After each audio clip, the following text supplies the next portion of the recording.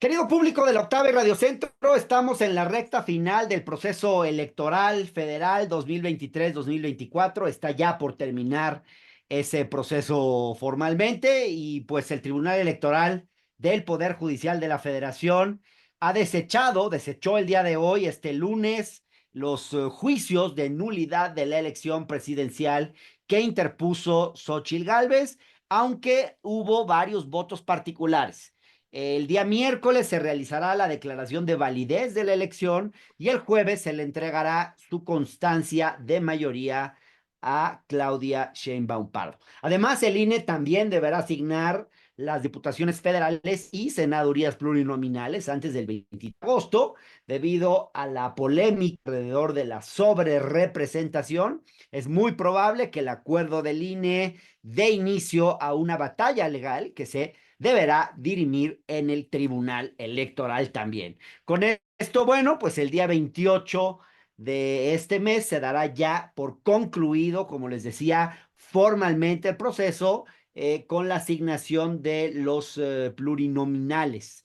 Para conocer los detalles acerca del papel del Tribunal Electoral en estas elecciones y especialmente esta sesión que tuvieron el día de hoy, me enlazo con el magistrado Reyes Rodríguez Mondragón, uno de los 5 integrantes de la Sala Superior del Tribunal Electoral, a quien le agradezco estar hoy en el octágono. Magistrado, gracias por aceptar esta conversación y le planteo de una vez mi primera pregunta. Hoy se votó el proyecto sobre los juicios de inconformidad que interpuso Xóchitl Gálvez. Algunos de los argumentos expuestos fueron que pues, el proceso y la intervención del presidente en la elección, bueno, fue uno de los temas que planteó ella. La postura predominante entre los magistrados es que a pesar de que sí hubo algunos episodios de violencia y en ocasiones se sancionó al presidente durante el proceso, no existían elementos suficientes o de suficiente peso para invalidar la elección. Uno de los argumentos en contra de la denuncia es que la misma Xóchitl no solicita la nulidad de la elección ni demuestra que fue frustrado su derecho a ser votada, aunque bueno, todos estuvieron de acuerdo en desechar la nulidad de la elección. Es cierto también, magistrado, que tanto usted como la magistrada Otálora se pronunciaron en contra de algunas de las consideraciones del proyecto. ¿Cuáles fueron los elementos del proyecto con los que usted no estuvo de acuerdo? Hola Hernán, muy buenas tardes a ti y a todo tu auditorio. Gracias por esta entrevista en el octágono. Hernán, el día de hoy tuvimos la sesión pública para resolver los juicios de inconformidad que presentaron el PRI, el PAN y el PRD, argumentando algunas transgresiones a la elección presidencial y solicitando su nulidad. Asimismo, resolvimos sobre el juicio de la ciudadanía que presentó Xóchitl Gálvez. Ella expresamente no pretendía o solicitaba la nulidad, pero sí quería que se revisaran las condiciones de equidad en el ejercicio de su derecho político electoral y pretendía asignar alguna responsabilidad o que se dictaran medidas cautelares, medidas de no repetición en relación con la intervención de servidores públicos, en concreto del Ejecutivo Federal. Ahora, Hernán, la decisión, la conclusión de esta sesión es que fue desechado el juicio de la ciudadanía que presentó Xóchitl Gálvez y los juicios de inconformidad que presentaron los partidos políticos sí se estudiaron de fondo, es decir, sí se entró al análisis de los planteamientos que hicieron y se determinó por unanimidad que es infundada su pretensión de anular la elección, es decir, por unanimidad se llegó a la conclusión de reconocer la validez, la legitimidad de la elección presidencial desde los términos que plantearon en estos juicios de inconformidad, ¿no? ¿Qué Esto problemas hoy vieron 12 de agosto. en el tema, por ejemplo, magistrado, en el tema de las mañaneras, que Hubo varios momentos en los que el tribunal hizo llamados de atención. ¿Esto modifica o no, o afecta o no el resto final de la elección? Es una queja.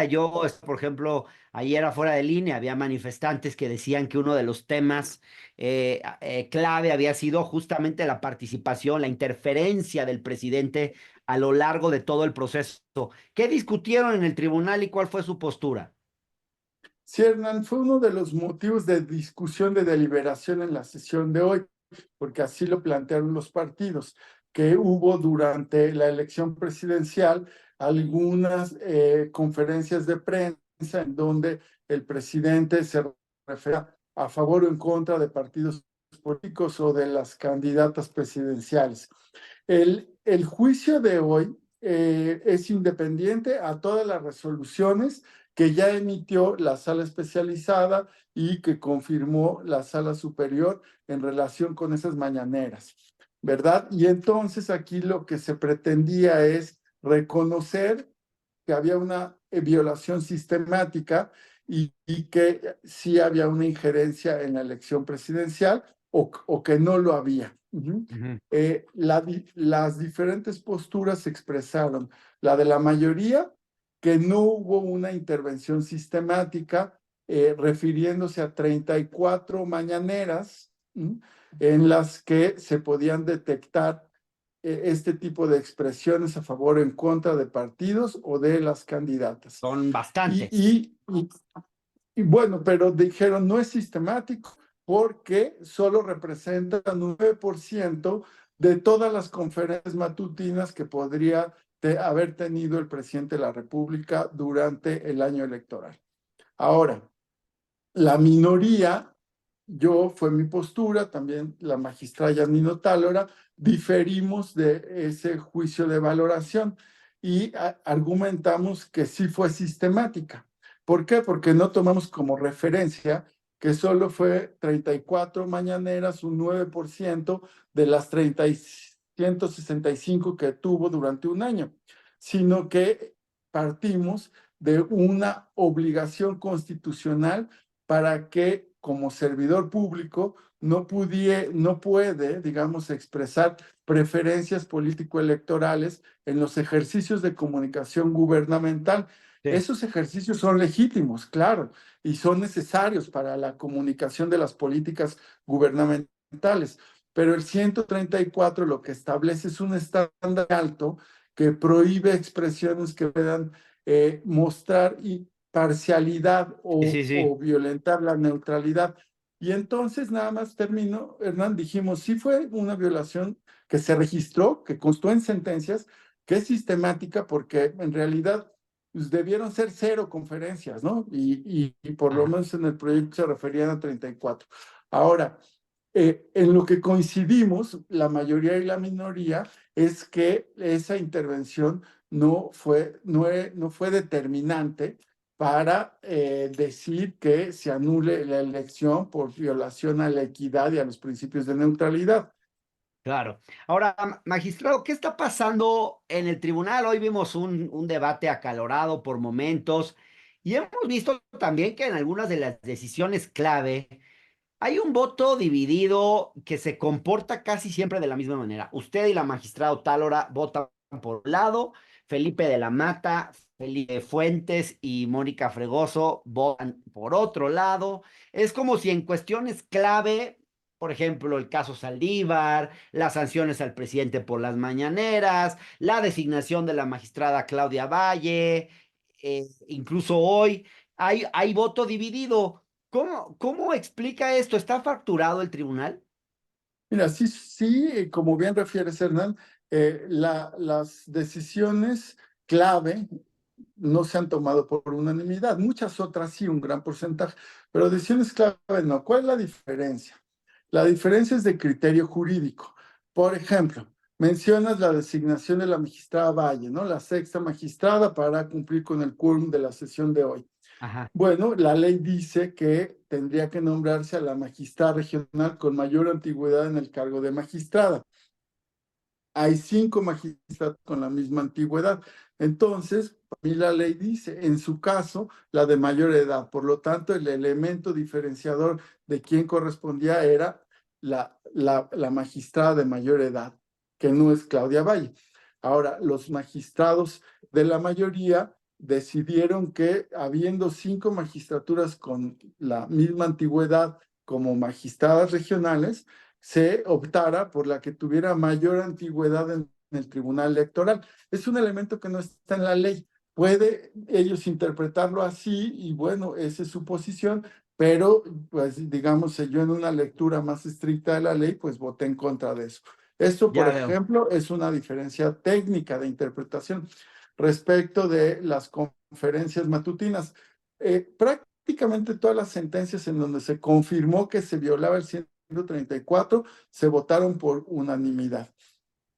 Hubo algunas que no, y de hecho, por ejemplo, yo fui ponente en la revocación de las medidas cautelares a la entrevista que le hace una periodista de una televisión digital española al presidente de la República, ¿no? Y yo propongo que se revoque esa medida cautelar y esa decisión, por ejemplo, también fue por unanimidad. Entonces, las que se votan por, digamos, mayorías y minorías, tienen diferencias de apreciación técnica. La semana No, pasada, no es yo una presento un... cuestión política, magistrado, no es así, algo así como que hay magistrados que tienen una línea oficialista y magistrados que tienen una postura quizás más cercana a la oposición o algo parecido, porque algunos tienen esa impresión. Mira, yo no. Mi postura es con base en la Constitución, en la ley y en mi criterio Ok. jurídico. Ni ¿Y es tus oficialista, compañeros? ni es de oposición. Pregúntale a ellos, Hernán. Yo no Bien, puedo hablar por nadie más que claro, por mí claro. y tengo muy claro que he sido neutral en la aplicación de la ley. Por Bien, ejemplo, la semana pasada se revocó una sentencia de la sala especializada en donde se había llegado a la conclusión que había 36 conferencias de prensa en donde sí se transgredió el deber de neutralidad. Yo presenté el proyecto confirmándolo. Fue una decisión dividida. Pero ¿cuál fue la diferencia? Que la mayoría argumentó que la sala especializada debía analizar si caducaba cada queja de las relacionadas con las 36 conferencias, ¿sí? Y ese fue su criterio para esa sesión. ¿Cuál había sido el criterio de esta sala superior y de la sala especializada? Que cuando se acumularan las quejas, la caducidad de esos procedimientos se valoraba a partir de la última presentación de la... Ese había sido el criterio. Entonces, para dar certeza y seguridad jurídica, yo propongo pues, resolver con el criterio que ha resuelto la sala especializada y la sala superior. bien, Pero en esa sesión dijeron, no, que se estudie cada una. Esa es una diferencia, por ejemplo, ¿no? bien.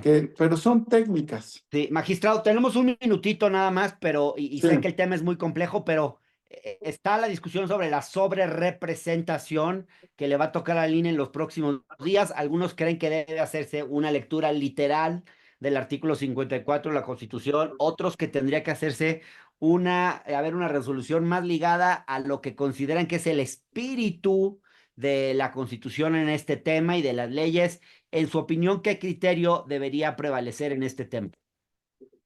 Antes de eso, Hernán, para que el INE pueda asignar los curules por representación proporcional, el tribunal, la sala superior tiene que concluir los juicios en donde se impugnaron los resultados de mayoría relativa.